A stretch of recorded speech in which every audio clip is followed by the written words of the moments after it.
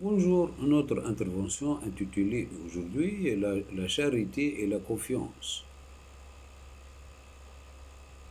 D'après la charité, en premier lieu, d'après l'idée que l'on s'est faite généralement, la charité consiste à donner quelque chose à quelqu'un sans attente de contrepartie, selon une pure bonne volonté. L'image la plus commune pour l'illustrer est le don d'une pièce à celui qui tend la main dans la rue. Définie de cette façon, l'attitude charitable semble poser problème pour trois principales raisons. Tout d'abord, il est possible que ces motivations ne soient pas toujours pures. Certains soutiendront même qu'elles ne le sont jamais vraiment. Ne s'agit-il pas derrière un désintéressement apparent et peut-être même de façon inconsciente de gagner une image positive de soi-même, voire un sentiment de supériorité par rapport à autrui?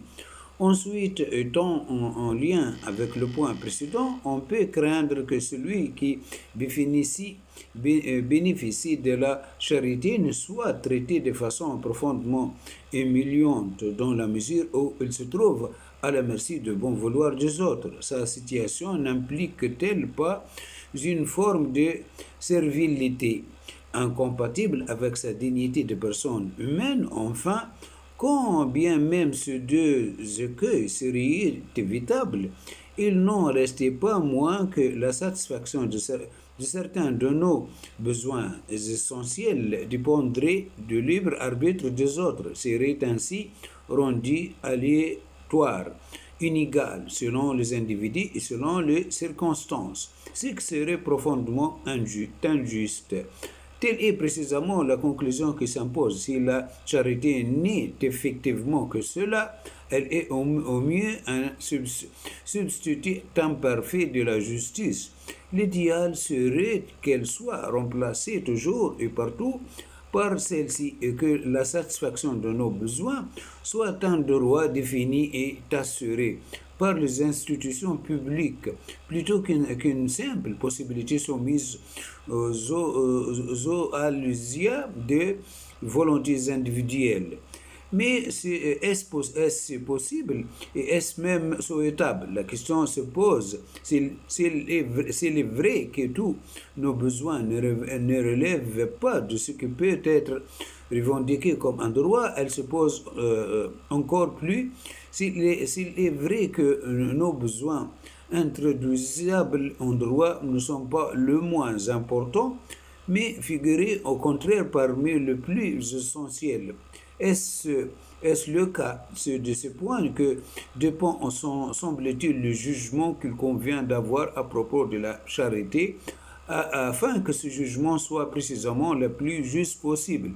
Si nous pensons à nos besoins matériels ou même culturels au sens large et vague, il est possible de soutenir qu'ils peuvent et doivent être satisfaits selon la logique d'une juste institutionnelle. Mais qu'en est-il de ces besoins d'un autre ordre que sont par exemple le besoin d'être pardonné, d'être estimé comme une personne, et non seulement comme un détenteur de droits? Certains parviennent à accorder leur pardon à des gens que leur ont fait de torts parfois considérables, voire irrémédiables.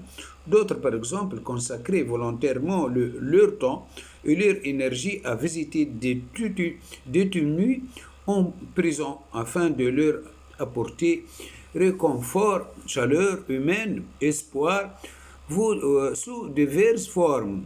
Ceux qui bénéficient de ce geste ont-ils droit à quelconque degré? Ces attitudes ne sont-ils pas, par définition, situées au-delà de ce que la justice, si parfaite soit-elle, pourra jamais apporter? Et pourtant, en un sens, elle répondait à des besoins aussi essentiels, et sans doute même bien plus profonds, que le besoin de manger, de vêtir et de se déplacer librement, etc. Pour le vérifier, il suffit peut-être de se demander ce que ce serait un monde sans charité, c'est-à-dire un monde dans lequel les hommes ne recevraient que c'est à quoi ils pouvaient avoir droit, rien d'autre, un monde de la simple justice dans lequel seul ce qui est revendicable pourrait être attendu. Un tel monde serait-il encore humain? Les hommes ne devraient-ils pas renoncer à la part la plus essentielle et la plus belle d'eux-mêmes pour y vivre? Peut-être la meilleure définition de la charité pourrait-elle être finalement l'attitude qui consiste à donner à l'autre ce dont il a besoin, mais à quoi il ne peut pas avoir droit?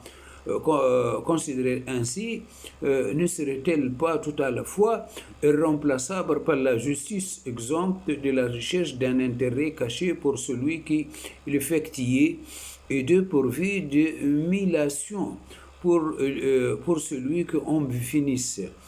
Maintenant, deuxième terme, la confiance. Faire confiance, c'est d'abord avouer tout ne dépend pas de soi. Confier quelque chose, c'est confier, c'est fier, c'est toujours en quelque façon prendre appui sur autre chose que soi-même. En ce qui concerne celui qui l'accorde et la donne, la confiance contient donc un aveu que peut rester implicite de dépendance, de fragilité, d'absence de maîtrise.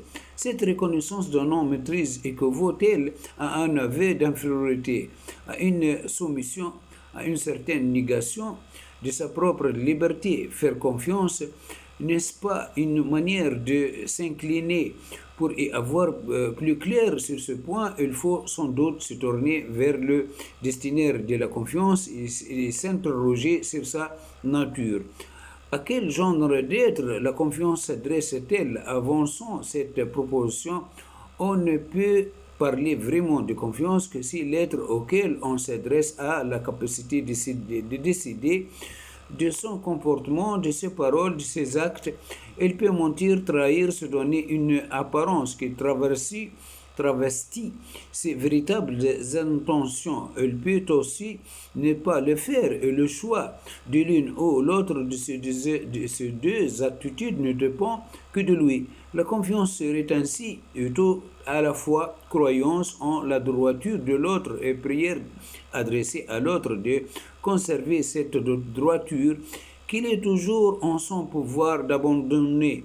De ceci de colérer entre autres deux conséquences. D'abord, si l'on admet que l'autre, si loin et si longtemps qu'il soit allé dans la voie de la duplicité ou de l'irresponsabilité, peut toujours trouver ou retrouver sa droiture. Alors, on doit admettre aussi que nul n'est absolument indigne de confiance. Cette dernière, en un sens, serait due à toute personne plutôt qu'accordée à quelques-unes sous certaines conditions. Ensuite, la confiance est bien moins une abdication de sa liberté à soi qu'une reconnaissance et une affirmation de la liberté de l'autre. Davantage même, l'on voit mal comment cette reconnaissance ne serait pas elle-même librement affectée. En faisant confiance, on s'incline bien devant l'autre, mais c'est pour le saluer. On ne perd rien de sa propre grandeur avouée, celle d'autrui. Au contraire, faire confiance, c'est donc reconnaître que l'on ne maîtrise pas tout, non pas en raison d'une certaine indocilité des choses ou des événements, mais en raison de la réductible liberté des personnes. La confiance permet de comprendre avec évidence que l'absence de maîtrise n'est pas toujours signe d'imperfection. Le monde moderne cherche à supprimer notre impuissance sur les choses par le savoir scientifique et l'efficacité technique. Mais ne cherche-t-il pas aussi à laisser le moins de place possible à cette autre forme d'impuissance qui habite la confiance et qui concerne cette fois les personnes? L'inclination toujours plus affirmée à traiter tout d'abord tout problème en termes juridiques.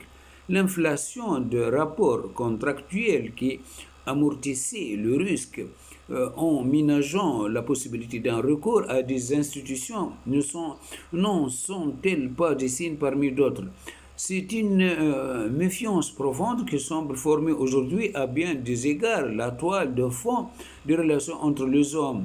Si c'est bien le cas, ne faut-il pas craindre à la disparition des rapports humains les plus essentiels comme l'amour, qui ne consiste pas seulement à être amoureux, ou le respect, qui ne consiste pas seulement à laisser tranquille. De tels rapports sont-ils seulement concevables sans confiance? Voilà, notre euh, intervention est terminée, consacrée à la charité et la confiance. Au revoir.